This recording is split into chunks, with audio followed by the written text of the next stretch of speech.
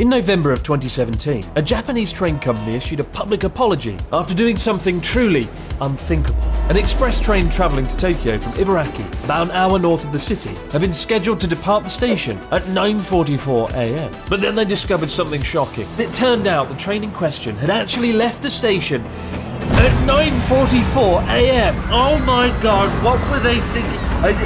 Wait, what? Yes, it turns out the train had left the station an astonishing 20 seconds early, departing at 9:44 and 20 seconds instead of the planned time of 9:44 and 40 seconds. Oh god, no. And while the train company sincerely apologised for the inconvenience, despite no one actually complaining, Western media pounced on the story, amazed at the concept of a train apologising for effectively leaving on time. After all, in the UK, train companies don't apologise when the damn thing doesn't materialise at all. But I don't think I've ever met a foreigner visiting Japan who's experienced the country's shockingly efficient, clean, punctual public transport and not wanted to steal it and take it back home to their own country. Well, maybe apart from that one guy from Switzerland. But when you come to Japan, you'll constantly feel jealous of all the great things the country has, and your one doesn't. Like a kid in a candy store. Oh, I want that one, Mum. I want edible ramen and futuristic robots. Oh, do shut up, child. We've got edible ramen and futuristic robots at home. Oh. So in this video, let's take a look at 12 ideas that we should steal from Japan. Some are physical inventions, others are ideas, concepts, and ways of thinking. And we've already got the low-hanging fruit that is public transport out of the way as number one. Now, the irony certainly isn't lost on me that this video is called 12 Things to Steal from Japan. And just this week, I made a video about a foreign YouTuber who literally stole things while he was in Japan. When I say steal, I mean in the metaphorical sense, to be inspired by. And it's a fucking shame that I should have to elaborate on that point. My God.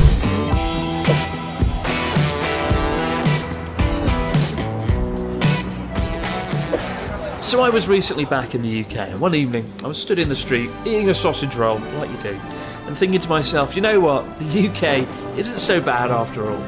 And then I witnessed a man walk over to an ATM cash register and just piss all over it. It was at that point I realised it was time to leave the UK once again.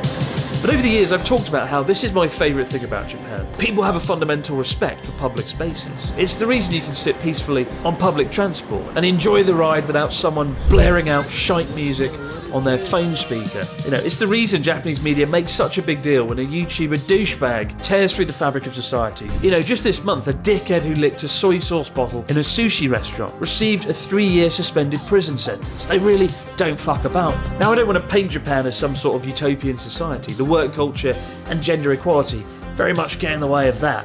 But when it comes to public civility and safety, it really does come eerily close.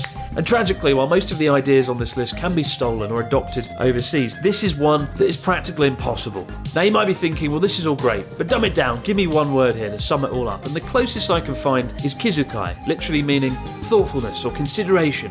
It's kind of what underpins it all. But it has a broader meaning that's difficult to define, and so I went in search of Japan's top kizukai professor to get the best definition that I could. How would you explain kizukai in English? Very fucking difficult. It took 3 weeks to find that man, my God. So to wrap up the point, the best thing about Japan, public civility, is also the most notoriously difficult to steal. We'd have to literally appropriate an entire culture dating back 2,000 years, but hopefully you see why I chose it. Really, for this point, I should have just gone, let's steal vending machines. Oh, vending machines are good. You can dispense a drink, innit? Nice low-hanging fruit. And speaking of low-hanging fruit, I don't think this will be featuring. This is one singular banana wrapped in a bag. I don't know what's worse, this or the fact that a banana case is a thing. I haven't yet worked out if this is a good example of our faltering society, or if it's actually an ingenious way to preserve your banana. Let's find out. No, it's not, because it doesn't fit. It doesn't fit the banana, the one thing it was designed for. For a while now, I've been thinking of cutting off all contact with my friends outside of Japan, for one reason, and one reason alone. Wagyu beef burgers. Oh my god, mate, it's Wagyu burgers, isn't it? Holy shit, dude, look how cheap this Wagyu is. Oh, fucking yeah, mate. Wagyu beef burgers at a reasonable price. Yes, it's almost as if it's not real Wagyu. Stop sending me bloody photos. Look at that sorry-looking burger. It should be in a fucking courtroom for crimes against humanity. Absolute disgrace. If you want to see what a real Wagyu burger looks like, I've got one right here in this bag. Look how greasy this is. More oil than Kuwait. We'll take a look at this a little bit later on. But first thing first. But Wagyu used to mean something truly special. I'll never forget the first time I sat down at a teppanyaki grill and watched it being meticulously prepared. Sizzling, buttery, rich smell, that melt-in-your-mouth texture. Hell, Natsuki invented a whole new phrase just to describe the experience of eating the stuff. Justice delicious. Justice delicious. No more, because foreign companies are taking the word Wagyu and slapping it on any crappy product they can to boost sales. Now I get it, the real thing is pretty damn rare and it's certainly not cheap. A single cut of 200 grams of Matsusaka beef will set you back 24,000 yen online, about $160. And that's typically why it's only eaten on special occasions, like birthdays, which is why I make sure to have 3 birthdays every single year. Up until recently, it was notoriously difficult to get hold of Wagyu outside of Japan, because in 1997, Japan declared it a national treasure and started banning the export of Wagyu cows, and even their DNA to avoid poor imitations overseas. They went the extra distance. However, before that, some cows had snuck out of Japan, and even some companies genetically modified the cows to find the genetic trait that led to the prized fatty marbled beef. And that is how you can get Australian or British or American Wagyu. And you know what? Sometimes it's actually edible. But serve that crap in Japan and they'll laugh you out of a room. They do not see it as an authentic thing. In the same way a French winemaker from Champagne will bludgeon you to death with a stick if you claim any sparkling wine made outside of that area is champagne. It's an insult to the production process. Japanese Kuroge black cattle are treated like royalty with their pure bloodlines. They're given names and allowed to roam free, and sometimes even get a cheeky massage to help with stress. Painstakingly selectively bred for generations. Honestly, there's a reason it tastes so good. And the good news is Japan is actually trying to double exports to 300,000 tonnes by 2035. So you might be able to get your hands on the good stuff outside the country. Now let's eat a Wagyu beef burger. The real thing. This is a real Wagyu burger from a restaurant called Henry's Burger, and it costs about 1,000 yen for a single patty, which, given the fact it's real Kuroge Wagyu beef, that's pretty incredible. It's on par with Shake Shack somehow, price point wise.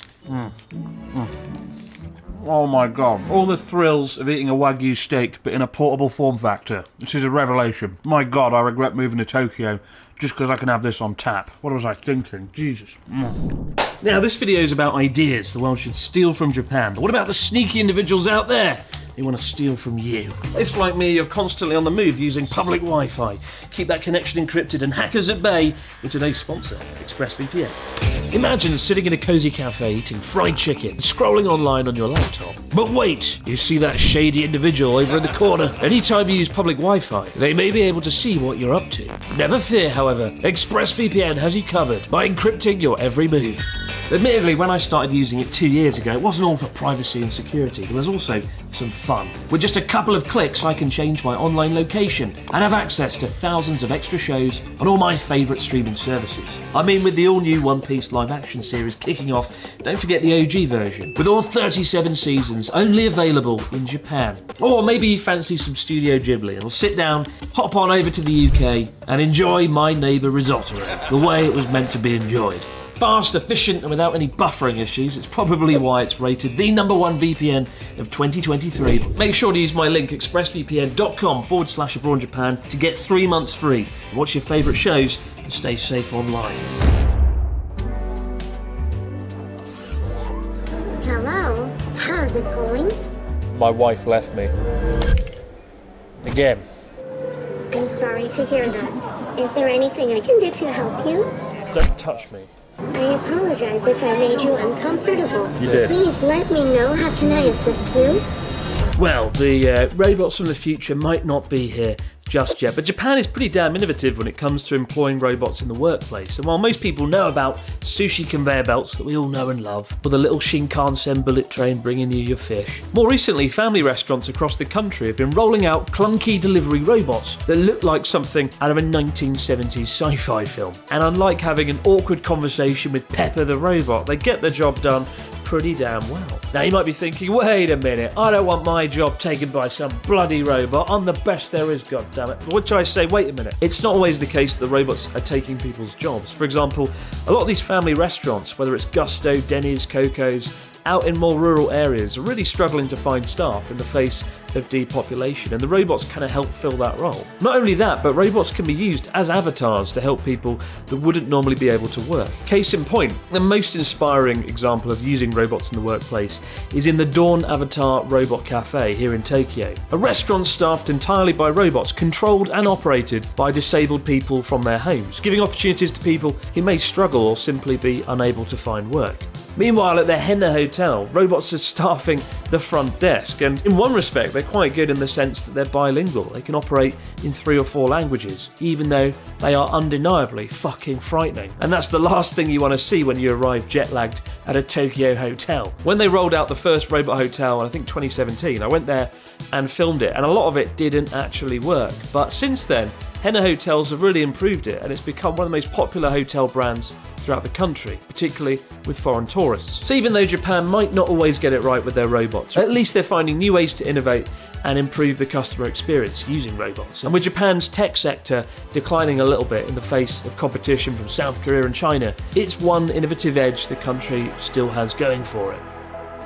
When I was looking for my first apartment in Sendai, it was an absolute nightmare to find somewhere that would allow foreigners. And I finally found one that seemed pretty nice on the surface, until I got to the back, where there was a tatami mat room similar to this, with a shoji door completely shredded to pieces, as though it was straight out of a horror movie. It was almost as if something was trying to claw its way out, pretty unsuccessfully.